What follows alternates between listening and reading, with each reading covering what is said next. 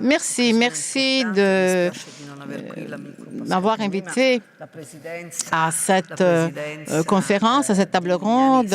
La présidence, l'animation de M. Mignani sera à la hauteur de sa tâche. J'évoquais M. Cagni parce que dans le cadre de mon rôle de sage, un rôle qui m'a été attribué au sein du comité italo-français de sages, eh bien, M. Cagni représentait ma contrepartie, mon interlocuteur, mon point de référence, mon binôme en France.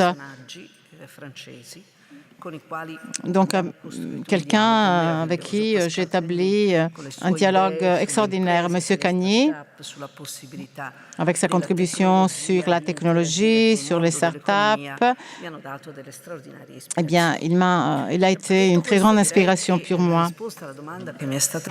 Pour répondre à la réponse à la question qui m'a été posée est une réponse très simple. Je suis au sommet d'une université dont l'associé exclusif est Confindustria, donc les relations entre l'université et les entreprises est une relation très intime, étroite et incontournable.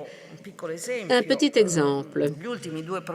Les deux derniers projets que nous avons lancés, nous les avons lancés avec M. Tortoriello. Tout d'abord, l'extrémisation des relations qui existent entre l'université et l'entreprise. C'est le projet Music and Management. Là, nous avons rassemblé, mis ensemble deux réalités apparemment distantes, l'Académie de Santa Cecilia, le chœur, l'orchestre et le management. Diriger un orchestre et diriger une entreprise. Nos expériences de vie culturelle apparemment éloignées du monde de l'université qui n'en interagissent pas moins avec l'entreprise. Et l'autre projet, Tavolo per Roma, Table pour Rome, une autre initiative très belle du président Tortoriello. Il est vrai que nous sommes une université proche des entreprises, mais notre université, puisqu'elle est basée à Rome, elle doit être proche des institutions. Alors, quel projet pour Rome? Quel sujet culturel, économique pour Rome à partir de l'université? Et nous avons traduit tout cela par des actes concrets, par des idées concrètes qui peuvent s'avérer utiles pour le développement du pays et pour la croissance des entreprises. Un exemple concret, parce qu'il faut être concret, n'est-ce pas, au lieu de prêcher la proximité entre l'entreprise, la culture et la recherche. Alors, le secteur de la cybersécurité, c'est un sujet sur lequel nous avons beaucoup investi. Et pourquoi? Parce que nous avons compris que c'est un secteur où nous pouvions relier le monde des entreprises, celui des institutions. Nous avons lancé un projet cybersécurité qui a donné deux résultats importants. Un master en cybersécurité et nous avons des demandes d'inscription venant du domaine public et privé parce que la valeur de la cybersécurité rassemble et les entreprises et les institutions. Nous sommes tous concernés, nous avons tous intérêt à ce que la sécurité informatique ne soit pas violée par des attaques, des atteintes qui deviennent de plus en plus avancées sur le plan technologique. Alors, comment faire cela? Comment développer une formation en cybersécurité efficace qui ne se contente pas d'énoncer des principes généraux? La théorie générale, je l'aime beaucoup. Je suis professeur, j'aime la théorie, mais je veux voir cette théorie traduite par la pratique. Quels sont les résultats de cette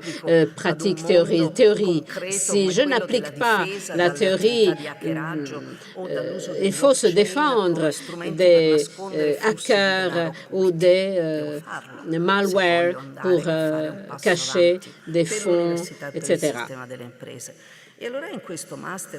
Dans ce master en cybersécurité, j'applique les critères de l'innovation, de la nature interdisciplinaire, de l'internationalisation, les 3 I qui ont inspiré mon projet. Louis en tant que recteur et aujourd'hui en tant que vice-président en charge de l'internationalisation. Comment avons-nous mis sur pied ce cours? Nous avons fait appel à des ingénieurs, bien sûr des ingénieurs numériques, des économistes, des juristes, des politologues, des philosophes. M. Floridi est un philosophe du droit et pourtant c'est un grand expert dans le domaine de la cybersécurité. Eh bien, dans ce cours, il va y avoir tous ces savoirs, toutes ces sagesses, entre guillemets, parce que nous ne pouvons pas nous passer l'un de l'autre. Moi, en tant que juriste, je ne comprendrai jamais comment détecter une activité de hacker si un ingénieur ne m'explique pas ce que je dois faire.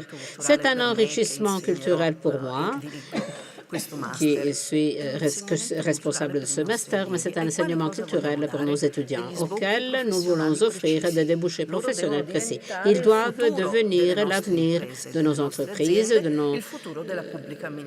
l'administration publique, avec un double bénéfice. Tout d'abord, nous allons les préparer à un métier que d'autres ne font pas, et ils vont trouver plus aisément un débouché professionnel. Nous allons faire un cadeau à l'entreprise, à l'administration publique, en leur donnant la possibilité d'acquérir des métiers qu'ils n'ont pas. Et pourquoi est-ce que je lis tout cela au monde des startups de l'évolution? Parce que nous avons remporté un projet Industrie 4.0 et là aussi en utilisant toujours l'interdisciplinarité et le lien avec d'autres. Et nous avons passé un accord avec l'Université La Sapienza. Il ne faut pas qu'il y ait concurrence entre les universités. Les universités doivent converger vers un objectif unique. Je ne veux pas créer une faculté d'ingénierie à Louis, alors je vais passer un projet avec Sapienza pour que Sapienza puisse donner son apport et moi, je mets à la disposition du projet les économistes et les juristes de mon université.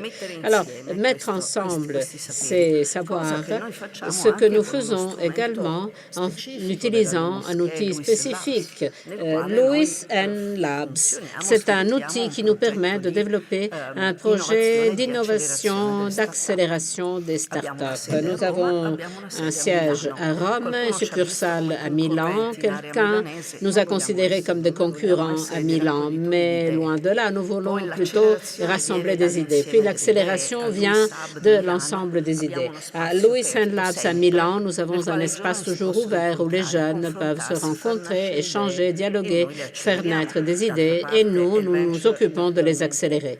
Et le capital, et puis on verra pour ce qui est du capital, parce que nous travaillons également avec L-Venture. Il y a cette interaction. C'est ainsi que l'université peut interagir avec les bailleurs de fonds pour assurer un débouché à des personnes comme notre élève licencié de l'année, M. Zaccone, vous le connaissez peut-être, c'est le fondateur d'une start-up qui vaut aujourd'hui quelques milliards de dollars en bourse.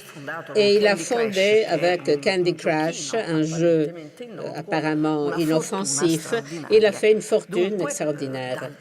Donc, à partir de cette start-up, à partir des expériences Louis que nous sommes en train d'améliorer et d'accélérer, naît un dialogue avec le monde de l'économie, le monde des entreprises et de la réussite des entreprises. Alors, ce sont là de petites règles auxquelles nous devrions nous inspirer quand il est question d'apport université-entreprise et quand il est question d'accélérateur pour le succès et la réussite de nos jeunes. Croyez-moi, nous avons des jeunes extraordinaires, des PME extraordinaires, mais nous avons également des jeunes qui sont capables d'innover, de travailler et d'être appréciés partout dans le monde. Merci.